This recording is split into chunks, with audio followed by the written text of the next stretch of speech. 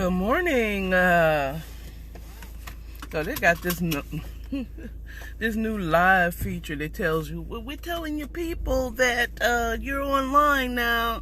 Hang on in there. We're telling people you're going live. I wonder if I don't see that means they're not telling nobody. You can go live, but nobody gonna know about it. Good morning, it is hump day. Whoop, whoop, whoop, whoop. Oh, my goodness. My goodness, it's Wednesday. It's so good to be so close, so much closer to Friday. Woo-hoo. Anyway, so, I wanted to address something that I said yesterday. I realized that I said it incorrectly. I expressed myself incorrectly when regarding to Monique and what she said about bonnets. And I'm not saying that I all of a sudden disagree with anything that I said. It's just how I said it. And it was one simple word. Is saying that she was correct. Okay. And what I should have said is I agree with her. Because I can't say that she's correct that these young kids, young ladies, young men, young people or old people need to put away the bonnets. I just agree with her.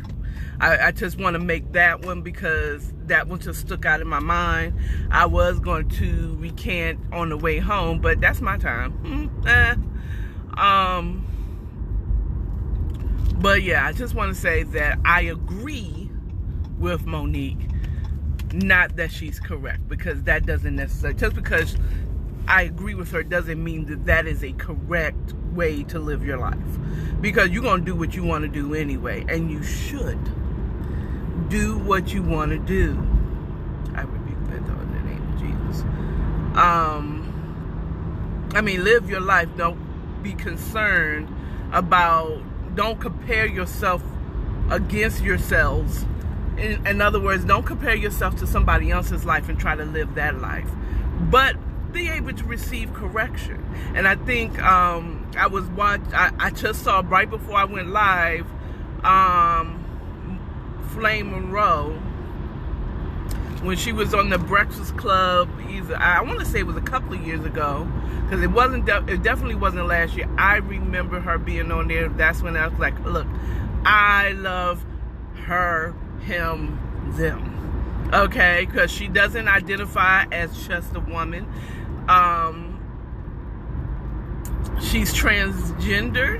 She identifies as being transgender, but she also haven't fully transitioned. So, and I love her. She's a comedian. Oh, so comedian. I love her. I love her. Them. I love them. Or whatever, I can call it either one, because she said he, she, we. She considers herself a he, she, we, and I love it. I'm still a man because I still have those parts, but I also have certain parts that have transitioned to be a her, which would be the breast, and her face is beat every time she's on the show, when she does a show. Let me tell you something. Okay, I don't wear makeup. She makes me want to wear it. She puts herself together. That woman, when she's a she and she is drag, let me tell you.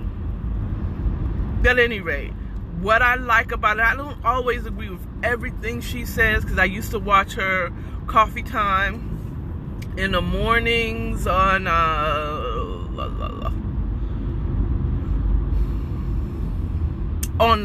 IG.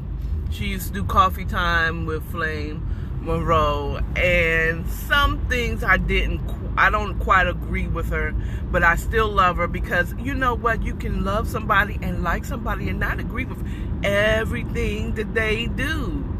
Okay? You can still like and follow and not cancel a person that might say some things that like,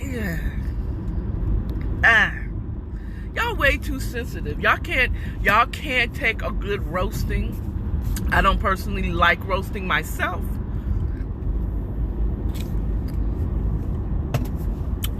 But sometimes, but it builds character. Y'all kids now, y'all young people, y'all don't like, and you want to. And I'm not even saying, whatever the millenniums are the only ones.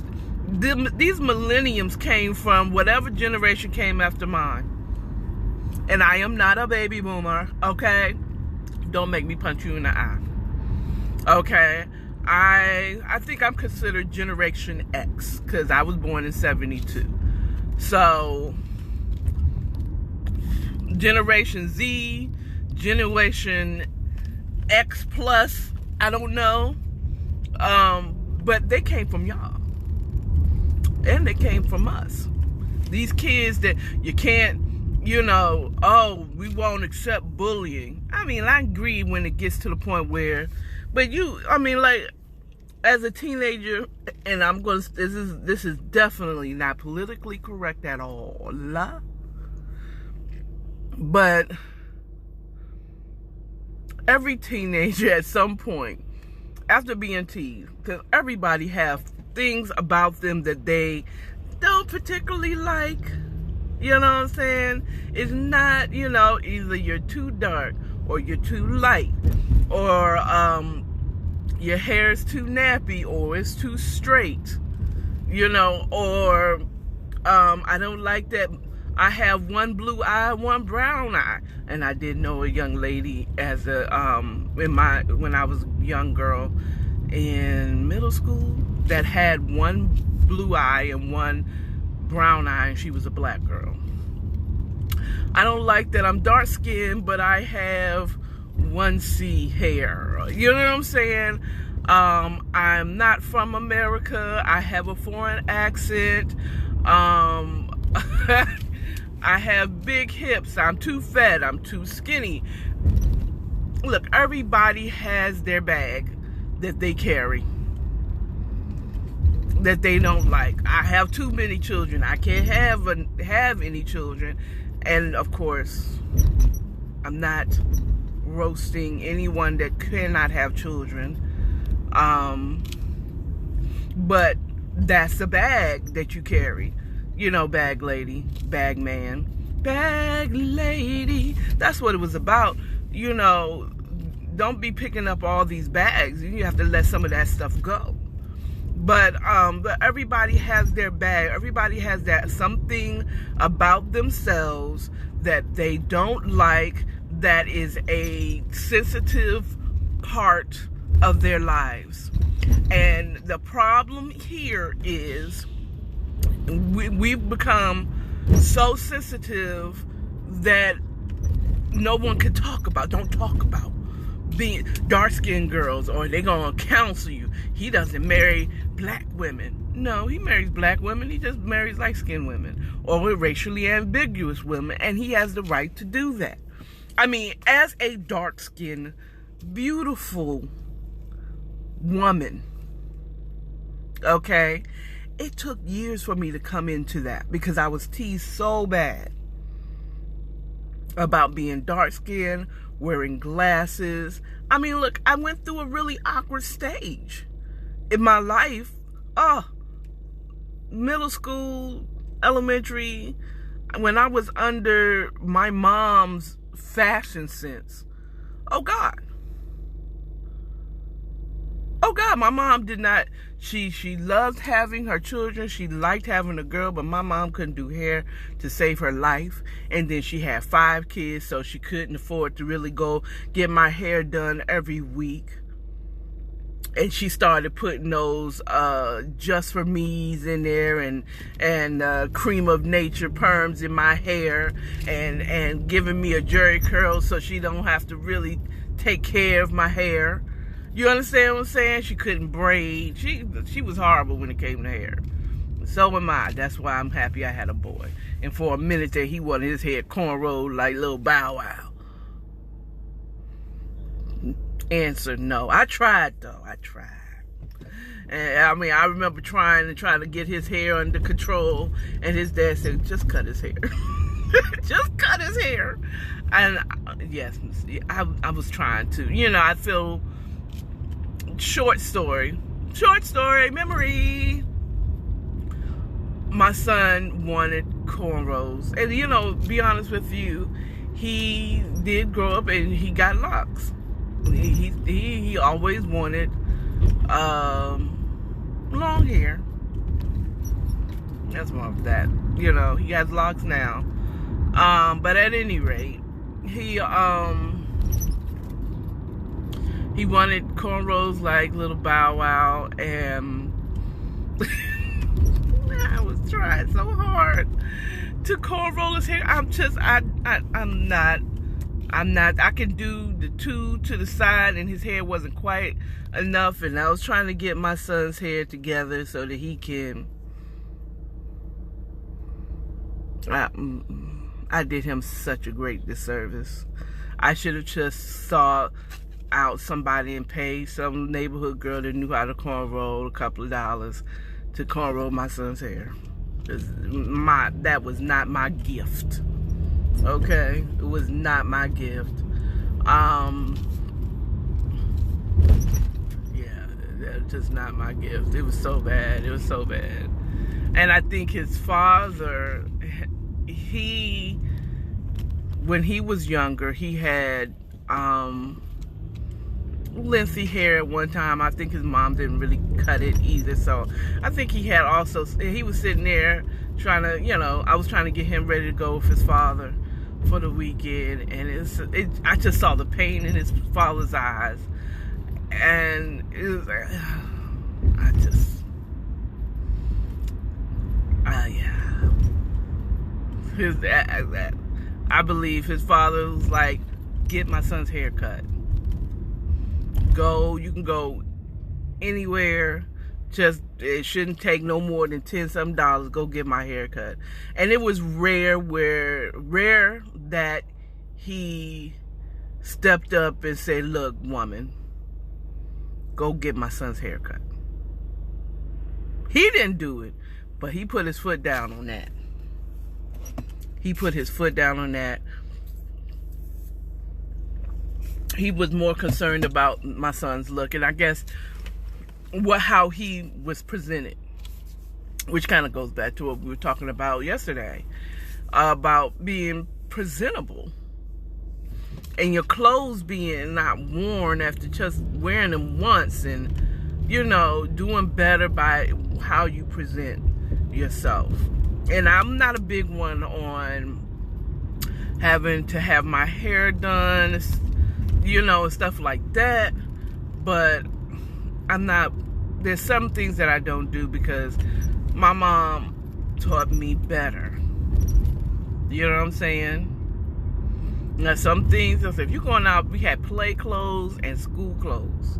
The nice school clothes, the new school clothes you wore to school, and when you came home, you changed into clothes that you wear outside to play and get dirty and rip and tear in the neighborhood in. You didn't play outside with your school clothes. You know, you never go to work or school with rollers and scarves on your head. You don't leave outside with your pajamas. You know what I'm saying? You don't. You can be comfortable. You know, you can wear sweats, but you don't have to wear pajamas. Never. I think I would have got a whole whooping for wearing pajamas outside my house. I don't do it. Now, I may do it to run to the car real quick to get something I left in the car that I remembered, but to run back out. The only reason you should be outside of your home, God's willing, you have a home with pajamas on. is if there was a fire and you had to run out the house. And that's what you had on. Okay. But yeah, I know women that won't even go to their mailbox until they got their wig on.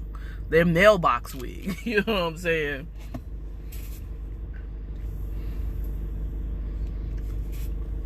My hair's going to be at least in a ponytail. Okay. You know. I'm going to at least wash my face. Brush my teeth before I go to work. Did I brush my teeth this morning? God damn it. That's what I forgot that one. Such is life. I'll brush my teeth as soon as I get home. I hate to have gritty teeth. I'm not saying that I'm the best on my teeth, but whew. But yeah, you know, Dad, I want to address, I was going in to talk about Flame Monroe, how she was saying that the lgbtqia, and I don't like calling them alphabet people. I know people do. It is funny when you say it. But I like to call them according to what they want to be called. That's just me, though. I don't think we should have to call them alphabet people, because y'all taking up all the alphabet. Before you're going to say we lesbian, gay, straight, queer, weird, you know what I'm saying? It's going to be everybody. It's going to include everybody. Kiki, BDSM, it's going to be A, B, C, D, E, F, G. You're going to really be saying the whole alphabet when it comes to the LGBTQ. So I get calling them alphabet people, but I like saying it. And that's just me, because if your mama called you Clay, I'm going to call you Clay. That's the type of person I am. If your mother named you this, that's your name. Or if this is officially I like to call you by your actual name. So the LGBTQIA+, which means the whole alphabet, is pushing their lifestyle on everybody. And look at it on Flame Monroe. I think she has it posted on her IG, that one. I'm not a big fan of the Breakfast Club anymore after they did what they did with Kwame Brown. I stand with him because he's right. And you mess with the wrong dude and he went in on him. Well, no, he's not right. I agree with what he's saying. I have to make sure I say, I don't want to say stuff is right. I'm just saying I agree with it. You know, Akara, agrees with what he's saying.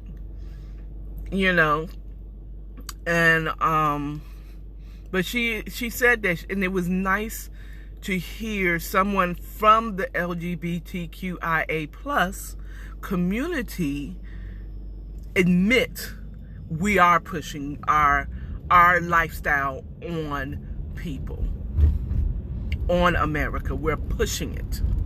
We're making you accept it. Okay, well, I'm almost to the workplace. I will talk to y'all tomorrow morning. You all have a wonderful, blessed day. Enjoy your day. It's almost over for us 9 to 5ers, all right? Bye.